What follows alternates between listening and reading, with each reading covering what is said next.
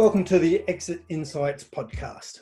Today I've got with me Robert Postlethwaite from Postlethwaite Lawyers, and these guys are basically experts, the best we've met in working with employee share ownership schemes. So I won't try and steal any of Robert's thunder. I'll get Robert to introduce himself, and I'm looking forward to a really exciting, energizing conversation to learn all about the benefits of employee ownership. It's one thing that we're passionate about.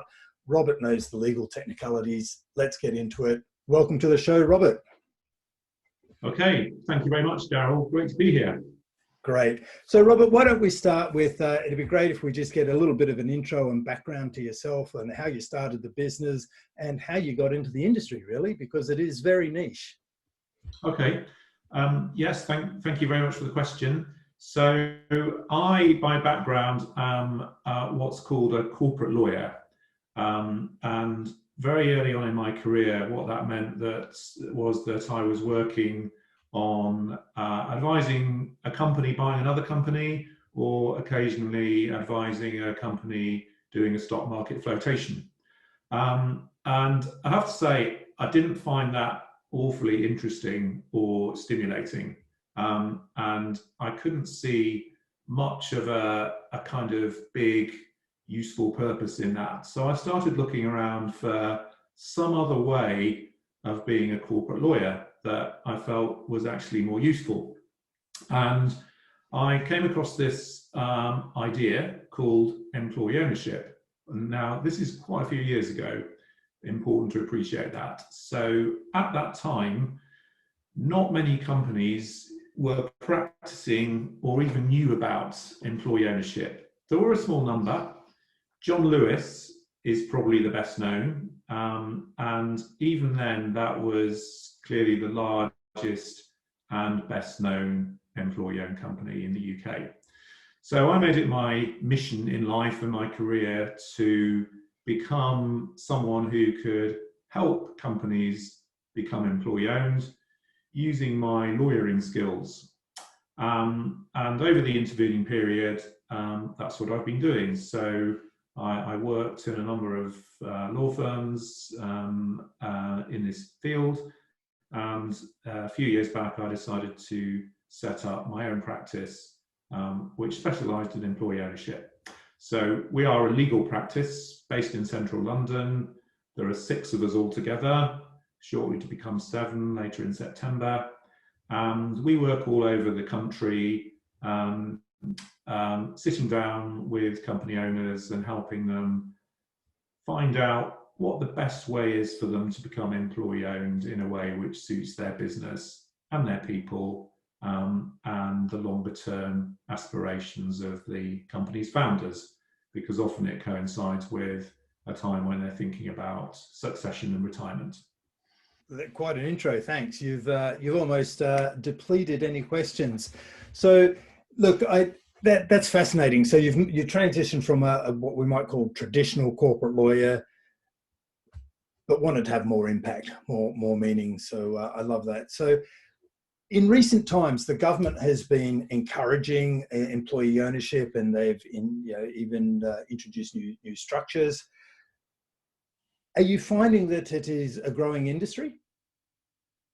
Yes, very much. I would say it's been growing since the 1980s, which is when the germ of the idea of employee ownership first started to permeate through sort of UK corporate life.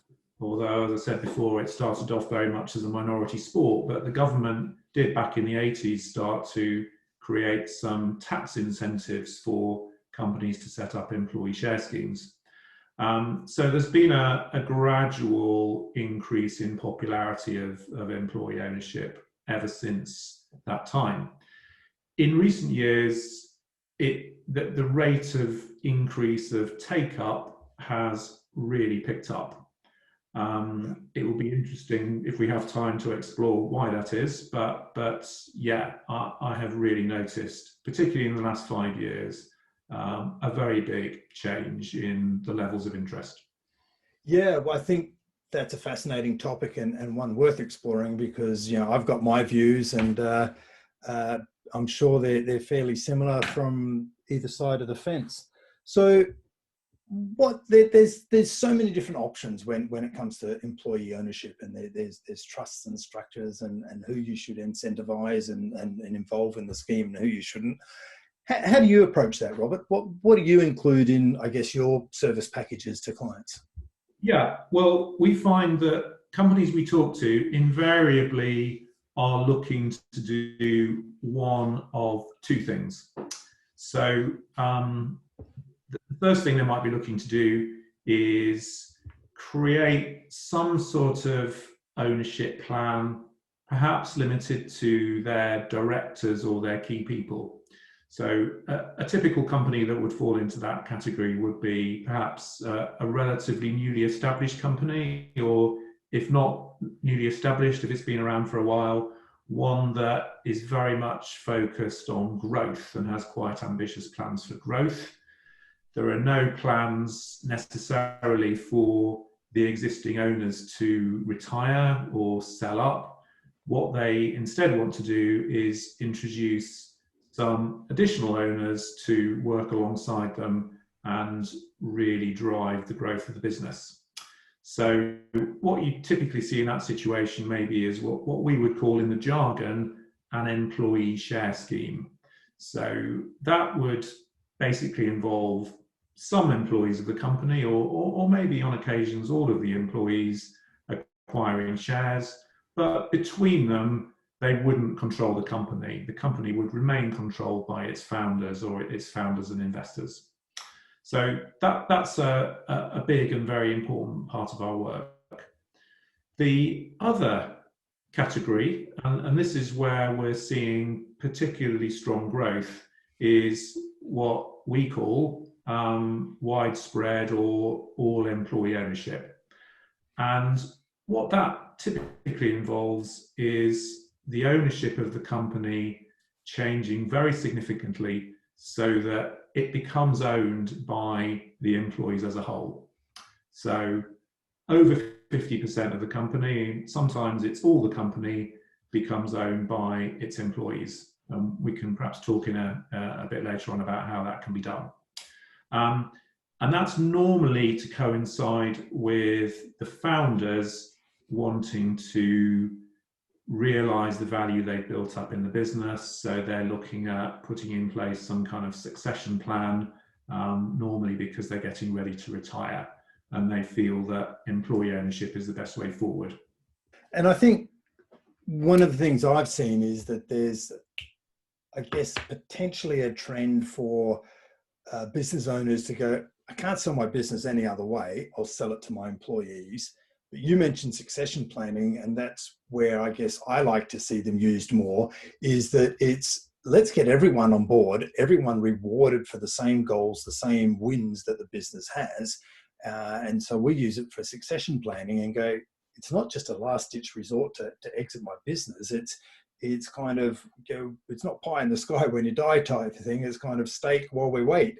And let's grow the business and get a win-win-win, a triple bottom line, if you like. You know, it's good for the employees or the stakeholders. It's good for the shareholders and the founders, but it's also good for the business as a whole, because you end up with something that's more profitable.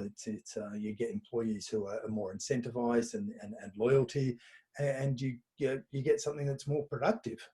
So to me, I don't see a downside. But I guess when you're talking to business owners, that they must be seeing some risks. What are the risks that they share with you when you're talking with them? Yeah, I mean, the risks that they share with us, and there are sometimes risks that they don't share with us, but which we see, and we diplomatically but very clearly point out to them. So if I can deal with each of those in turn. The risk that owners often are concerned about is that if you sell your company to the employees, then without getting too much into sort of the granular details of how to structure it, but what that very often involves is you selling your shares to a trust which acquires your shares and then holds them on behalf of the employees. And so the question that very obviously begs is, well, where is the trust going to get its money from? And the answer to that question usually is that it's going to pay in installments over a period of years, and the trust is going to get its money from the company out of the profits it intends to earn over the next few years. So there might be a down payment, but typically it might be 4 or 5 years, sometimes more, to pay out the rest of the purchase price. So the risk for the sellers, very clearly, is that the company doesn't generate the required level of profits and cash, and they therefore have to wait longer until they can be paid out in full. And if the business really goes into a tailspin, then they may never get paid all of their money. But equally, you will also have risk if you sell to most other kinds of buyer, who will invariably place a condition on payment of a good chunk of the purchase price linked to the future performance of the company. So in that sense, the risk isn't that different from selling to a trade buyer or to private equity. There are other risks, but that's usually the key one that people express to us. The risk that they sometimes don't express, but we occasionally see, is well, it's more of a question. And if the answer to the question isn't the right one, then that creates a risk. So the question is, why are you doing it? Why are you thinking of selling your company to the employees? And if the answer is, well, because we can't think of any alternative, or, well, because we see that there are some tax reliefs and we're really interested in those first and foremost, but we're not particularly engaged by whether the company's going to thrive under employee ownership, then we would see a great risk there, because if either of those situations are present, or even both of them, then that casts quite a lot of doubts as to whether the company is going to succeed under employee ownership. So what we're looking for is company owners and management team members and the potential for employees all to be engaged in employee ownership and making it something that has a really positive contribution to the company. And that's an essential ingredient if you're thinking about going down the employee ownership route. Yeah. So the risks, as always, I guess the risks and benefits are tied together. I think what you're saying is that the risks are there, but they don't seem to be any really greater than other risks in selling your business. There's an inherent risk in selling your business anyway. There's always contracts where future revenues are locked in and influence the final complete buying price. But the benefits of employee ownership outweigh the risks, because this is, I guess, a bigger picture play. It's a legacy play for the owners, and they're saying, I want to reward the employees who have helped me build the business over the years. Why shouldn't they benefit in some of the growth and be incentivized by future growth of the business? And if we're all aligned to the same goal, then we're more likely to achieve it. I guess, frankly. Yeah, that is exactly the thinking. Brilliant. So what do you like about what you do? It seems it's very aligned to, I guess, the energies of entrepreneurs and business owners and the base of our economy, if you like, of small, medium business. What is it that gets you out of bed? What do you love about it? Well, I like quite a lot of things about it, actually. So I like working with companies that are looking to do something very positive for their business and their employees, as well as for themselves, looking at the full picture. We have some really great clients, actually. We're very fortunate with whom we do enjoy working, and we have quite a lot of fun as well. So, and I think having a bit of fun in work is very important. In slightly former times, I also have enjoyed getting out and about and going to visit clients and exhibiting at events where we get the chance to talk to a whole range of companies that are exploring employee ownership but aren't quite sure if it's the right thing for them or not. Obviously, that's been a bit more of a challenge over the last few months, but I'm looking forward to the time when we can start doing that again. And I like working with my colleagues. We've got a great team. As far as I can tell, we all enjoy working together. I certainly enjoy working with them, so I hope that's reciprocated. Okay. I don't know. Yeah, well, you've said it, but one of the great privileges I feel I have as someone who consults to the mid-market space is that you get to meet so many different business owners and so many different businesses and often businesses that I wouldn't have even thought existed. And you see how creative people are at serving a market and often creating a market. And, you know, for me, that's just such a thrill to be involved in that. So you've shared the things that you do love. Is there anything that you don't like about what you do? Well, there's probably no job in the world that's perfect. So I'm just thinking about what I don't like. Now, this is if someone had asked me back in February, what's your main complaints about your working life, I would have said commuting, because our office is in central London. I live in North London, so on those days when I'm not fortunate enough to be riding a bicycle to work, which is generally my preferred mode of transport, it's the tube. And the travelling on the tube in London has become a killing and debilitating experience. Of course, I haven't been doing that since February.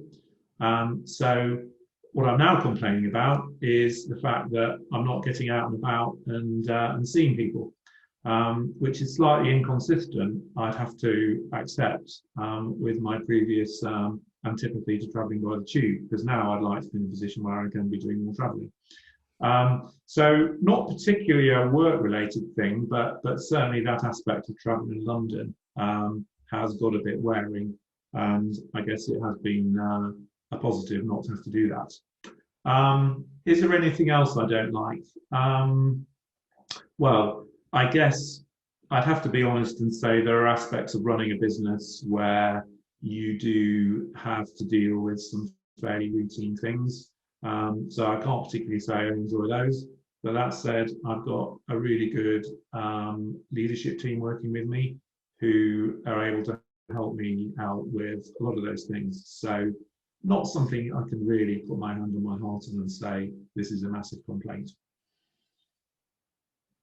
Yeah, it's interesting, isn't it? We don't value something till we miss it or till we haven't got it. I'm not suggesting you miss London commuting, but yeah, maybe the roads are quieter and you can get in by bike and be a bit safer and make that a bit easier. So, look, the question's got to be asked, Robert. Is your business employee owned? Yeah, excellent question. So ever since we started, so we set up, or I set up the business as the founder. Let me think, must be 17 years ago now. So we started off, it was just me, and then we turned it into a company after a while. And when we turned it into a company, I made a conscious decision to include everybody working in the business as a co-shareholder. So not just the lawyers, or not just the senior lawyers, which is the kind of standard ownership model for traditionally most law firms in the UK and indeed worldwide. So we brought in all the lawyers plus members of our team who aren't actually legally qualified. So our office manager, for example, is a shareholder in the company. So I think that already makes us different in terms of our commitment to employee ownership than many or most other law firms. Yeah. That said, I think there's a lot further we could go with this. So the plan is for us to, and this is part of a succession plan, is for us to become majority owned ourselves by something called an employee ownership trust, which would acquire all or most of the shares in the business and hold them on behalf of everybody working in the business. So that's our kind of really big next step. So Robert, you mentioned that your business is employee owned, and I guess the question for me is of curiosity is what happened to the culture once you opened up the equity to wider than just the highest fee earners and to everyone in the business. What impact did that have on the business in terms of their focus, their interest in the business, everything? There must have been some change that you noticed, especially compared to other legal practices. Yeah, I would say we became noticeably more collaborative. There is a high degree of interest throughout the business in things like how well we're performing. And people do have a personal financial connection with that. So there is an annual bonus plan which is linked to our annual profits. So people have a very clear, tangible financial reason to be interested in how we're performing. Nobody shirks when it comes to things like quite mundane and often boring things like invoicing. You can see in other firms that people might take the view that, well, why should I be really engaged in the billing process because there isn't really anything in it for me. But we don't seem to have that problem. So we have, I would say, high levels of commitment. It's not perfect, but I'm kind of pleased with the level of collaboration that we have, and I would attribute a good part of that to the fact that we have broader ownership. But I would also link it to the type of people that we recruit, and we make sure that we get people who we think are going to fit in well with our culture. So do you think employee ownership, the fact that you are employee owned, is an influencing factor when you are recruiting? And do you use it? Yes, we do use it. We use it when we're recruiting. We also use it when we're talking to potential clients. And we think both of those things are important. Yeah. Absolutely. Okay. And the next step I think you mentioned was you're going to head down the full, the trust route and get the majority of the business owned by the employees. So yeah. That's a transition phase from where you are in the current structure that you've got on. What's that process going to look like for you guys? Yeah, that's a big transition actually, because we'll move from the majority of the company being owned by me and one of my colleagues to us having the same ownership status as everybody else. So we'll all be owners on very much equal terms. Where have we got to with that? Well, we started doing quite a lot of planning early in 2020. Then with COVID-19, we have put those plans a little bit on ice, mainly because we felt that people in the team had enough to think about in terms of adapting how they work to working from home, which for many has been, in some ways quite a stressful process, although we've done our best to make it as stress-free as possible. We just think people have had quite a lot to think about. So also being asked to think about a major change in the ownership of the business, we just don't feel the time is quite right. So we've been going a little bit slowly on that this year. I'm going to start having conversations with people this month later to see how they feel about picking this up and moving it forward, whether they're ready to do that. But that will coincide with a time when we're also thinking about a partial return to working in our office for those that wish to. So there's another thing for people to be thinking about there. We don't want to overload them. So, look, I love it. You're practicing what you preach. So there must be business owners who are out there listening to this podcast today, and they're thinking, that it may be the first time they've heard about employee ownership, and I'm sure that you've got them starting to be a little bit curious. So what makes a good candidate, if you like, if a business owner is out there thinking, going, could this work for me? What sort of guidelines would you give them, Robert? Okay, well, yeah, there are a few. I think it's helpful if you're a business which has some potential still to grow. So if you're a business which is sort of at a plateau, or maybe even declining, then you've got to ask, well, is the opportunity to become an owner of that necessarily going to be a very attractive one? That said, there are some business owners who say, well, actually, we don't want to sell our shares. We're actually willing to give them away. That's a minority thing. It doesn't happen that often. But if you've got a mature business which isn't really going anywhere in terms of profit, but the owner's willing to give it away, then that's not necessarily a problem.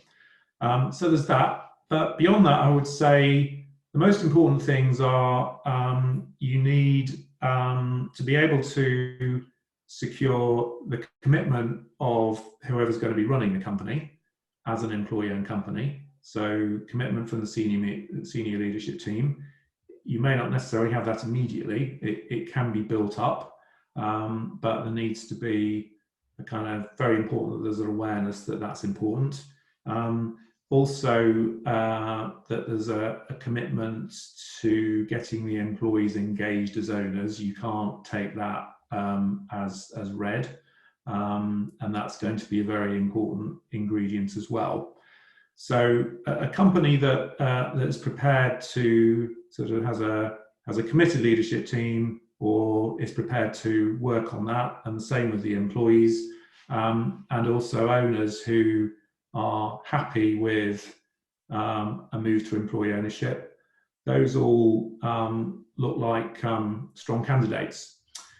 If you looked at a company that had a very kind of, shall I say, command and control leadership style, and I think there are fewer of those than there used to be, and that's one of the reasons employee ownership is becoming more popular, because I think it does sit very comfortably with more current leadership styles, which tend to be more about listening than they are about simply telling people what to do. But if you do have a company that does have a very command and control culture, then it's going to be quite a challenge to change that culture to something more attuned to employee ownership. Not saying it can't be done, but it will be, I would say, more of a challenge. Yeah, I'd absolutely support that. The experience I have is working with in coaching organizations like that. The observation I've made over the years is that a business that's stuck on about 10, 15 people, 1.5 million revenue, the lower end of where we operate, but business owners there are control freaks. And it's a big cultural shift for that business to make that change. But if they're up for it and they've got someone guiding them, coaching them, leading them with that challenge, then it absolutely is doable, because they can see the win-win for them, their employees, and the business.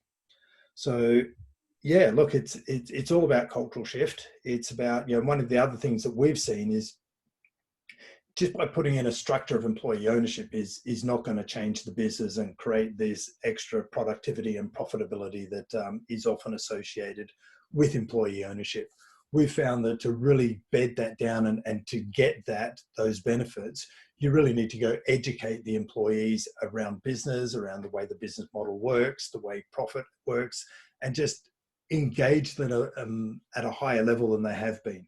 We call that moving from employee thinking to ownership mindset, but we do it in parallel with getting the business ready for moving to an employee ownership culture, and it just ensures the success. So I think we're very aligned there. Robert, coming to the end, and what I always like to ask my guests as the last question on the podcast is, what's the one tip, the golden nugget, if you like, that you'd like listeners to take away from this conversation? If they're thinking about employee ownership, what's the one key that you really want them to walk away with?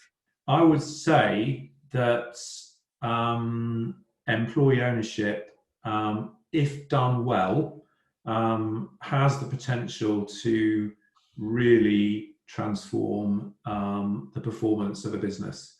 And when I say performance, I'm partly meaning financial performance, but I'm also looking at other things as well. Like, is this business a good place to work? Can I achieve advancement in my career? Am I going to get job satisfaction? And I think those are all also very important aspects of people's working lives.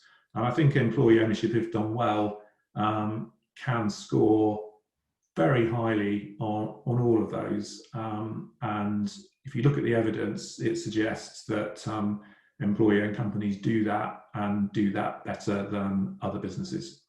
Absolutely. And look, it's a cultural shift as well as a commercial shift, but you've got to make the cultural shift to get the commercial gains, which I think is just a different way of what you're saying. So yeah, love it. Well, look, that's probably all we've got time for today, Robert. I'm sure we could talk for hours on various topics of employee ownership, and maybe we'll get you back one day and we'll talk about specific schemes or different or employee-owned structures. So thanks for joining me today, and I'll look forward to speaking to you again soon. Okay, look, that's a pleasure. Thank you very much for having me.